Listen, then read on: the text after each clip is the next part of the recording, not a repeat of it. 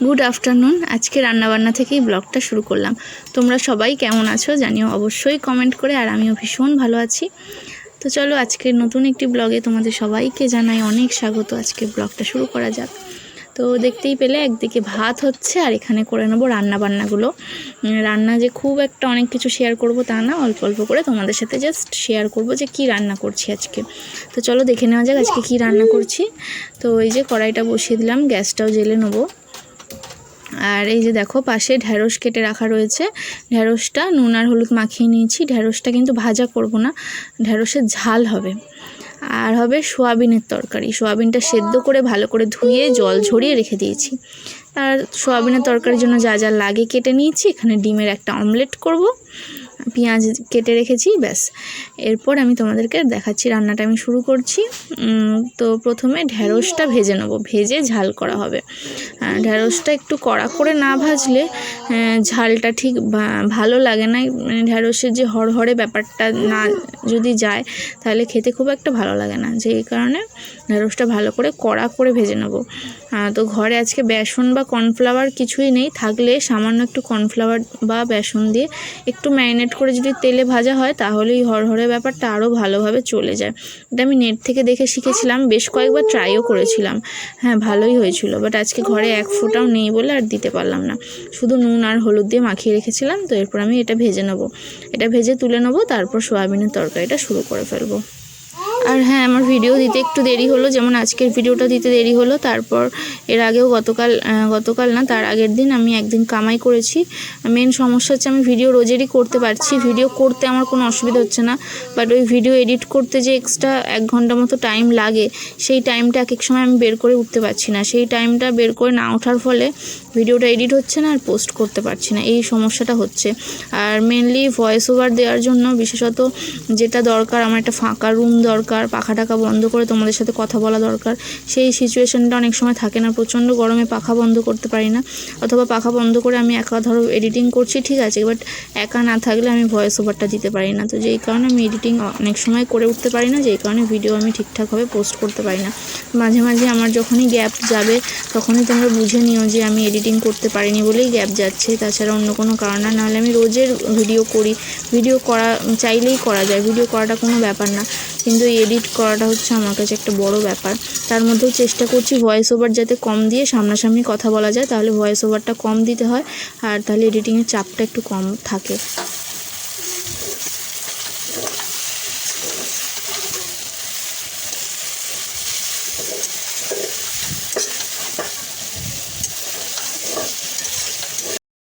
এই যে আমার এখানে রান্না হয়ে গেছে আর আমি বাসন কোসন সমস্ত মেজে গুছিয়ে এলাম।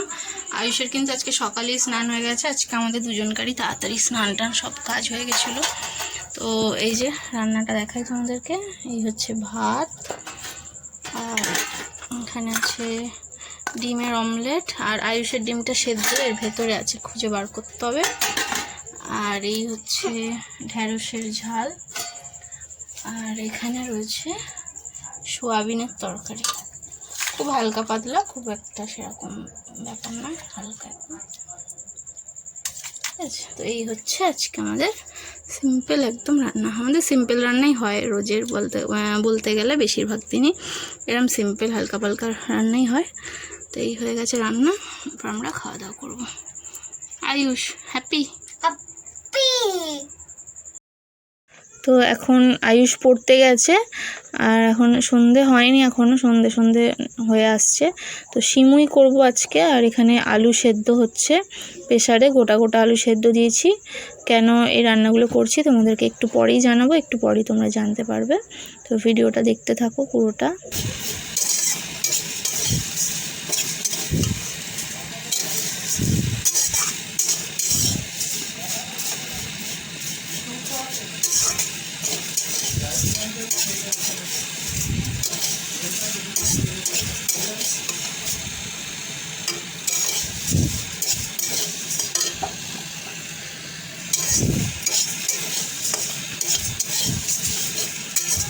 আয়ুষ গেছে পড়তে, আর আমি তৈরি করছি লুচি, সিমুই আর আলু সেদ্ধ, আর ফুলকপি রয়েছে, ফুলকপি দিয়ে আলু দিয়ে একটা তরকারি করব।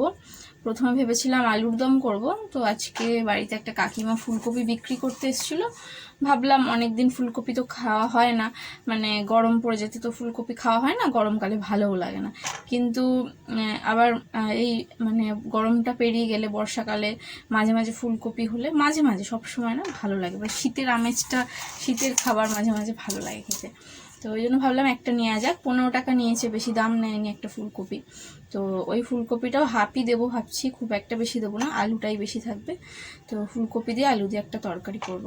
আর কি করব, আর কিছু করব না। তো এবার বলি, এই যা যা রান্না এখন করছি বিকেলবেলা, এই সব রান্নাই কালকের জন্য, আজকের জন্য কিছুই না। এবার তোমরা ভাববে যে আমি কেন কালকের জন্য রান্না করে রাখছি।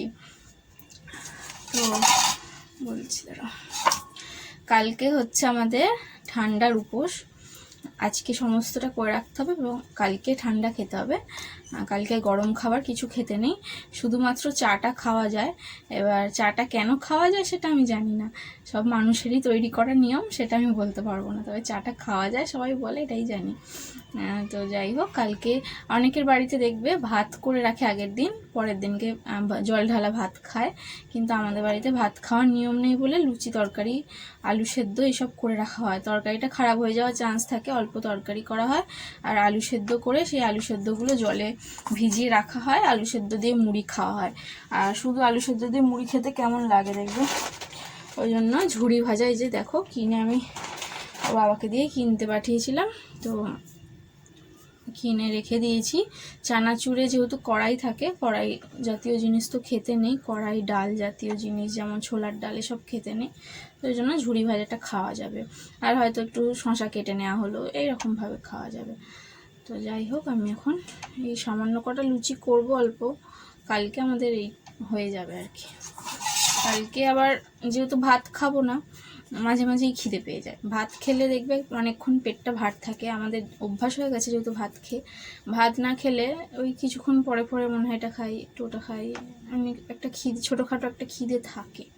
ওই ঘুরতে ফিরতে লুচি খাওয়া হবে, তাছাড়া মুড়ি খাবো কালকে।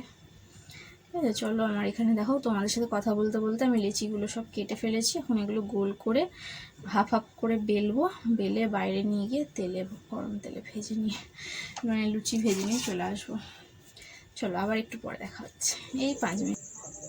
আয়ুষকে আনতে যাব, তার আগে আর 10 মিনিট সময় আছে। 10 মিনিটের মধ্যে বেশ কিছু লুচি বেলা হয়ে যাবে, তারপর ওকে নিয়ে এসে গরম গরম দুটো ভেজে দেবো, গরম গরম লুচি খাবে। তো এখন সব রান্নাই বলতে গেলে হয়ে গেছে। লাস্ট রান্না যেটা বাকি রয়েছে সেটা হচ্ছে এই যে বললাম ফুলকপি দিয়ে আলু দিয়ে একটা তরকারি করব। নর্মালি আলুর দম করে থাকি, বাট ওই ফুলকপি কেনা হয়েছিল, তো ওই জন্য ফুলকপি দিয়ে আলু দিয়ে একটা তরকারি করব।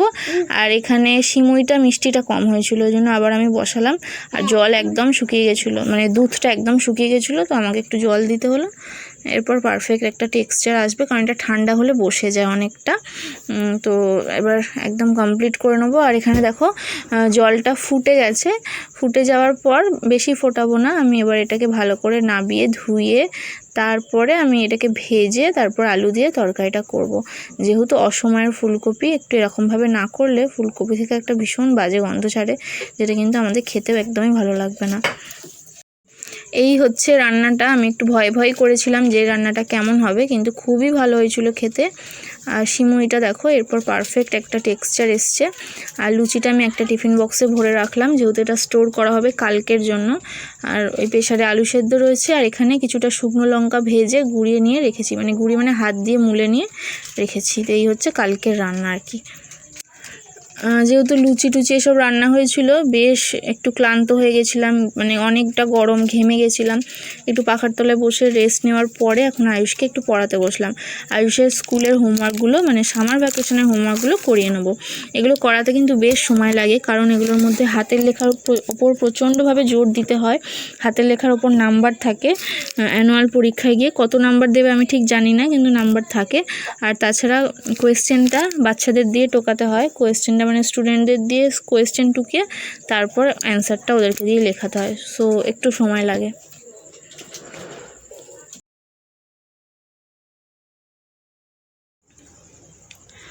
কদিন ধরে পড়াশোনায় একটু ঢিলেমি হচ্ছিল, আজকে আর কালকে, মানে গতকাল থেকে একটু জোর কদমে পড়াশোনাটা ঠিকঠাকভাবে করাচ্ছি। আবার তো 1 সপ্তাহ ছুটি যাবে, কারণ আমি যাব মায়ের কাছে। আর হোমওয়ার্কগুলো তো করিয়ে নিতে হবে। এই হোমওয়ার্কগুলো মোটামুটি অনেকটাই শেষ, ওই সামার ভ্যাকেশনে যে হোমওয়ার্ক, এই যে এগুলো দেরি হচ্ছে সব থেকে বড় কারণ ওকে দিয়ে টোকাতে হচ্ছে, ও টুকবে, টুকে ওই আর কি করবে, তো ওই জন্য বড্ড দেরি হচ্ছিলো। তার উপর হাতের লেখার ব্যাপার থাকে। তো যাই হোক, এখন আমি এগুলো গুছিয়ে নিই। কালকে রান্না নেই, কালকে সকালে একটু পড়তে বসাবো। গুছিয়ে দাও। সুন্দর হয়েছে লেখাটা, আবার দেখছে। এত সুন্দর করে লেখে না, কিন্তু অনেকক্ষণ ধরিয়ে ধরিয়ে লেখালে, মুখের সামনে বসে থাকলে তখন আবার সুন্দর করে লেখে। তো আমাকে একজন কমেন্ট করেছিলে, ওই আমি যে আইব্রোটা তুলি একা একা রেজার দিয়ে, ওটা দোকানে গিয়ে বলবে আইব্রো রেজার, ঠিক আছে, বা ফেসিয়াল রেজার বললেও হবে। মুখের লোমও তোলে অনেকে, আমি শুধু আইব্রোটাই তুলি, কারণ মুখের লোমগুলো তুললে স্কিনের প্রবলেম দেখা দেয়। আমি চেষ্টা করেছিলাম এইগুলো, স্কিনের প্রবলেম দেখা দেয় না, তুলি না, শুধু এই এক্সট্রা কিছু বেরোয়, এগুলো হালকা করে তুলি, বেশ ভালো হয়। বারবার যেতে হয় না পার্লারে, যাওয়াটাও একটা সময়ের ব্যাপার, যাওয়াই হয় না। তো খুব অকেশন ওয়াইজ ছাড়া এখন আর যাই না, আগে যেতাম খুব।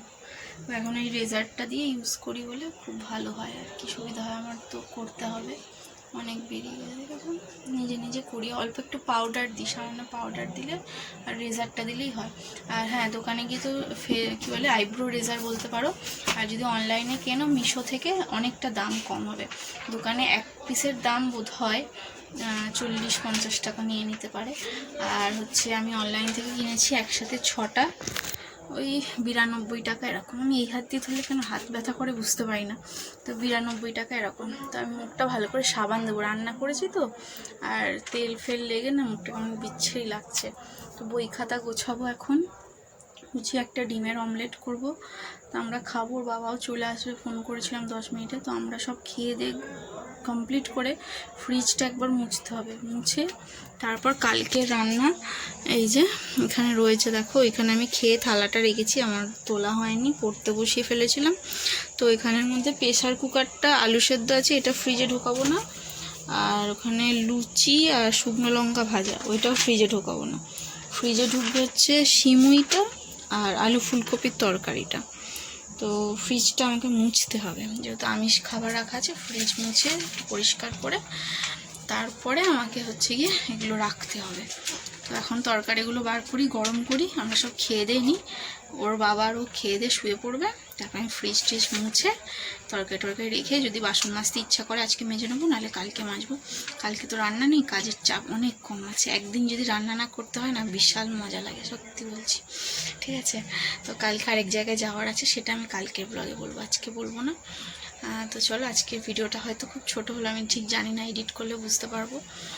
কালকে এডিট করব। আমি বেসিক্যালি চেষ্টা করি আজকেই এডিটটা করে নেওয়ার, গতকাল আর সময় হবে না, সরি আগামীকাল সময় হয় না, রান্নাবান্না ব্যস্ত থাকি। বাট ওই যে কালকে রান্না করব না, কালকে আমি সময় পেয়ে যাবো এডিটিং করার। কালকে সারাটা দিন দেখবে শুয়ে বসে আমি রিল্যাক্স হেলে দুলে কাটাবো, যেহেতু রান্না নেই। আর একটা আমিষের ব্যাপার থাকলে, মানে ভাত বা আমিষ রান্নার ব্যাপার থাকলে দেখবে একটু চাপটাও বেশি থাকে, আবার নিরামিষ রান্না দেখবে কাজবাজ কম থাকে। এটা আমার ক্ষেত্রে আমি খুব হয় দেখেছি, তোমাদের ক্ষেত্রে হয় কিনা জানি না। মানে লুচি তরকারি দেখলে, এইসব রান্না করার সময় একটু খাটুনি হয়, রান্না হয়ে যাওয়ার পর আমার মনে হয় কাজটা কম থাকে। আর এই আমিষ রান্না করলে এই ভাতের হাঁড়ি ধো, এই ধো, যেন অনেক কাজ থাকে এরকম মনে হয়। তো কী করছিস এখানে? এই দেখো, একটু হাতের লেখার খাতা নিয়ে বসেছে। এখন আমাকে এগুলো সব গোছাতে হবে, ঝাড়ু দিতে হবে, তারপরে হচ্ছে গিয়ে তরকারি গরম টরম করে খেয়ে নিতে হবে আমাদের সবাইকে। চলো, আজকের ভিডিওটা আমি এতটাই রাখছি। আর হ্যাঁ, শোয়ার আগে আমাকে মুখটা ধুয়ে শুতে হবে, মুখটার কি বিচ্ছিরি অবস্থা। যাই হোক, চলো, অনেক বকে নিয়েছি, আজকের মতো ভিডিওটা এতটাই রাখছি। দেখা হচ্ছে পরের দিন নতুন একটা ভিডিওর সাথে। সবাই খুব ভালো থেকো, সুস্থ থেকো, হ্যাপি থেকো, আর আমার পরবর্তী ভিডিওর জন্য অপেক্ষা করো। আজকের মতো টাটা, গুড নাইট।